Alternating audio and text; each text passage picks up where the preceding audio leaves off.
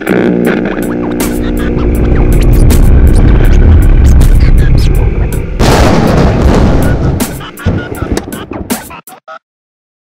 guys, what is up? We are back this week with my pick, The Postman, starring Kevin Costner.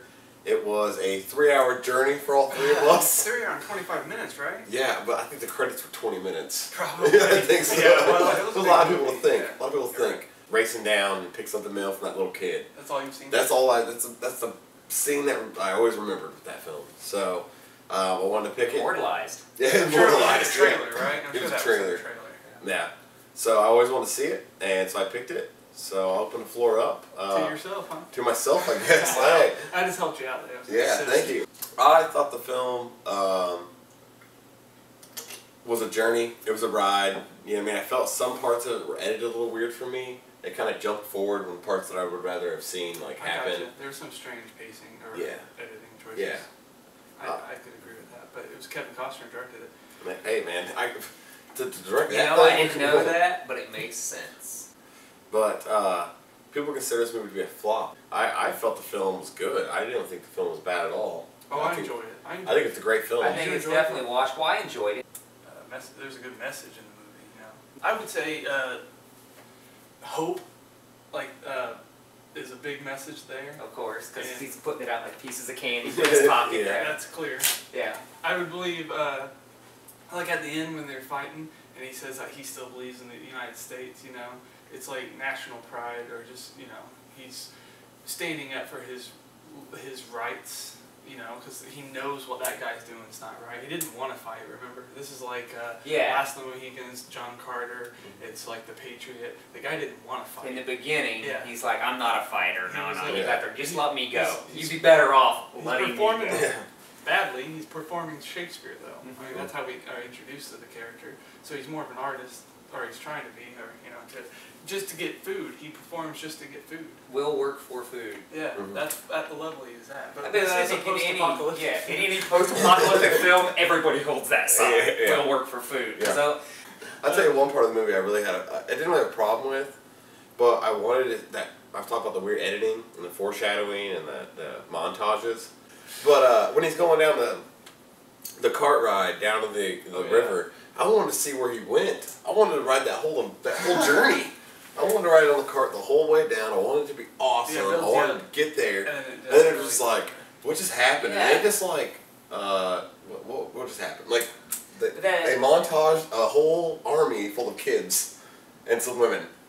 And then just like, hey, we're riding out. Here we go. How long was that? You agree? It was to show the point that he had to get there get faster. somewhere fast. So he can organize this. Yeah, but he should have to meet the guy at his own ground. I think it would have made the battle more, because the battle There's 3 cities that way, full of people. Yeah. If you can convince them, they'll go with you. But I want to see, like, if you went there, I want to see him dance them. Obviously he did. And I want him to come back to the battle and add more to it, because that ending battle was the worst.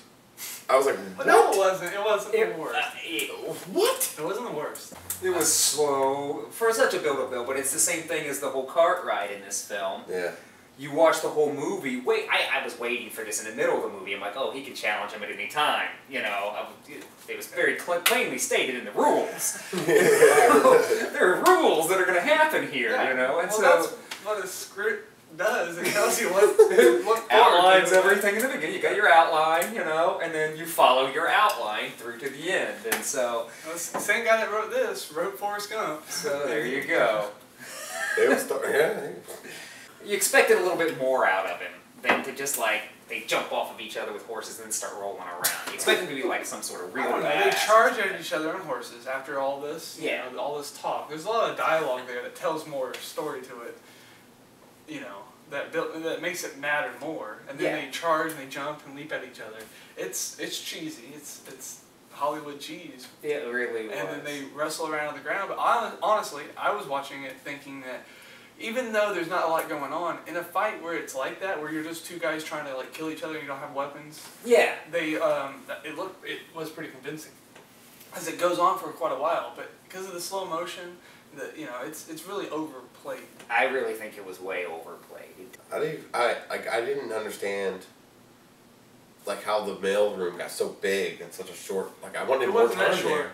When he got shot in the stomach, they went into the winter and they Yeah, had to stay true. the winter. So it's like 3 months or so. Could be 4 months. Who It's knows? Poke-a-lot, But when they came back, Ford Lincoln War. Mercury had done a lot of progress. He'd spread the message of hope, and all of these people were inspired to continue. And it actually started it. Yeah. Because of Ford being inspired by Kevin Costner's character, it actually started more postal workers. Yeah, and he did just started a whole movement. He did just what the Postman did, which is lie through his teeth in order to inspire other people to greatness. And you were saying that the theme of the film was hope. I think there's another theme in the film, which is that government isn't made by one man, it's made by a collection of people.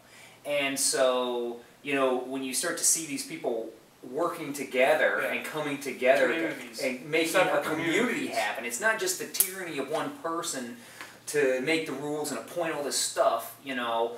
People can just work together symbiotically and actually make progress in a peaceful manner. And I think that's another theme throughout the film, because the communities are actually doing fairly well. I mean, they've got electricity, they've got some lights going and stuff, they're playing bands and stuff like that, you know?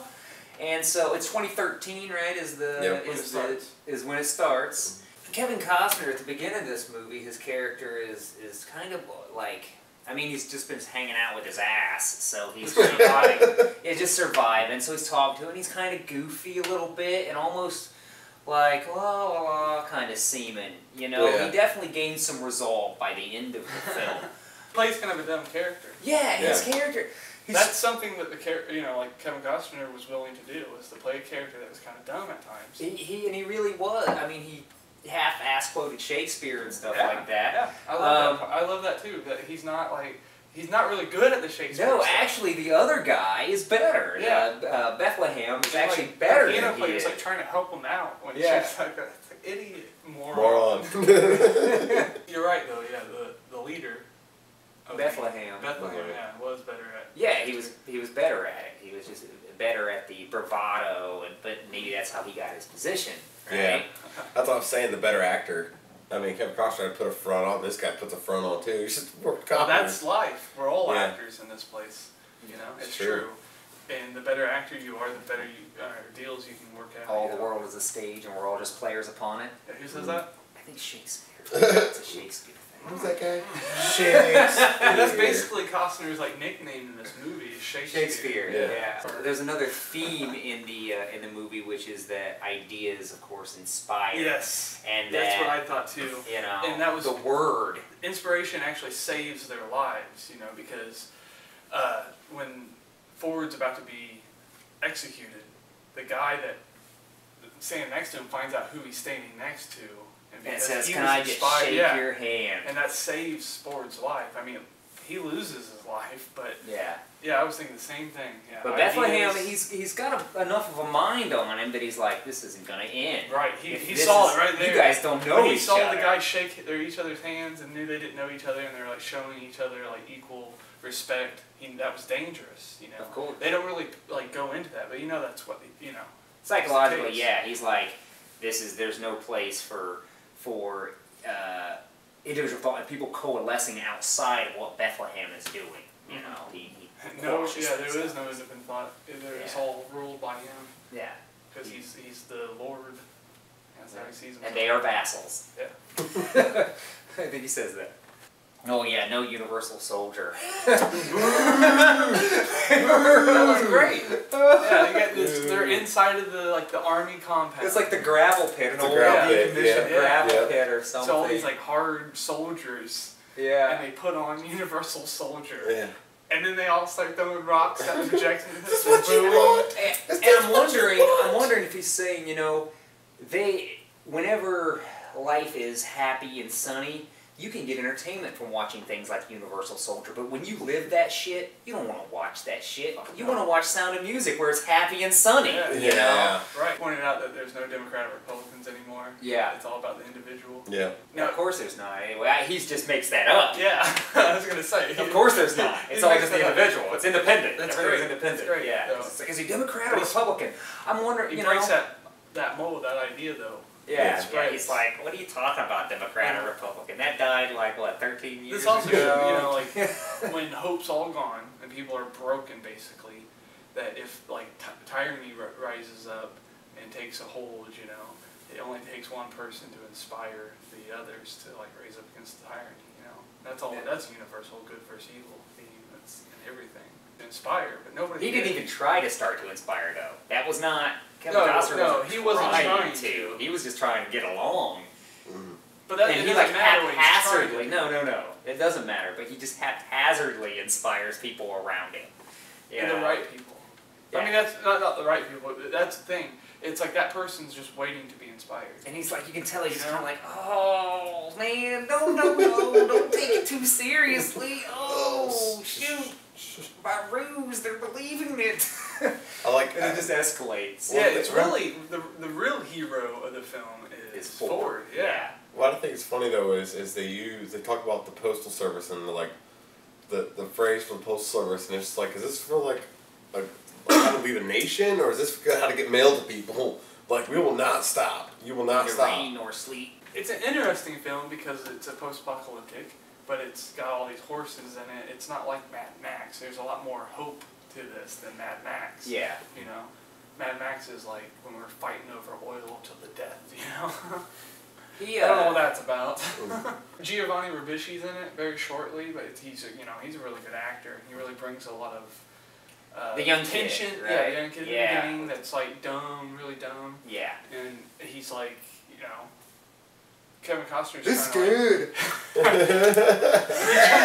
low key. That guy's just like, you're just waiting for him to get killed. Like, You're totally waiting for him just and then Kevin Costner kills him. Is the guy who ends up stabbing him. Yeah, So it's kind of and then his last words are, why'd you do, love? Why'd you ruin it for me? You know, or something like that. He's like, why'd you ruin it for me? He was happy to be in the army. He was happy to be a part of it. And when Kevin Costner's like, you know, go back to your army. I don't want to be a part of your army. And he's like, my army. That sounds pretty cool, or something like that. Like he's just dumb. Perfect fodder, right? Yeah, right. He's perfect. Right. Yeah. Operation Human Shield.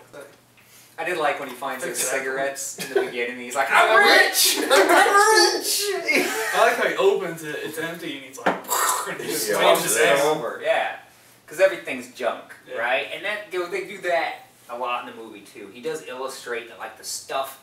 He's reading these letters, and he's just like... What, the importance of things? The importance of Like things. the lighter? Like, yeah, well, the lighter was extremely important, but he's reading these letters when he's up in there and he has this lighter. He's like, oh my gosh. Yeah, he burns them. Yeah, well, of course. Hey, stay warm. Yeah. Well, that's just the point. He's reading this letter and he's Castaway. like, but all that stuff doesn't mean jack and shit. It doesn't matter if you got some sort of like raise or some sort of, you know, at your company, because it's all survival now. We'll work for food is the mantra of the post-apocalyptic society. It doesn't matter if you're a lawyer or a doctor. I mean, doctor's a little bit better, but lawyers, you'd have no use for lawyers.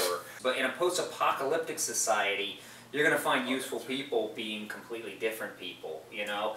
Your engineers are going to be useful, you know. But my point is that this goes through this several times in the movie where you see the idea of what we held as important before really doesn't mean jack and shit. Those really aren't key. Point, yeah. You know, in our modern society, we For get all example, Ford, yeah, you're going to say... he wants a car. Yeah, right? his dream, like, before he meets the Postman, he renames himself Ford Lincoln Mercury because he wants to drive cars. But you can't because there are no cars to drive. You can tell he's a dreamer right there. Yeah, right. He's a yeah, dreamer. Exactly. He's like, whatever. And he's looking for a he dream. humors you.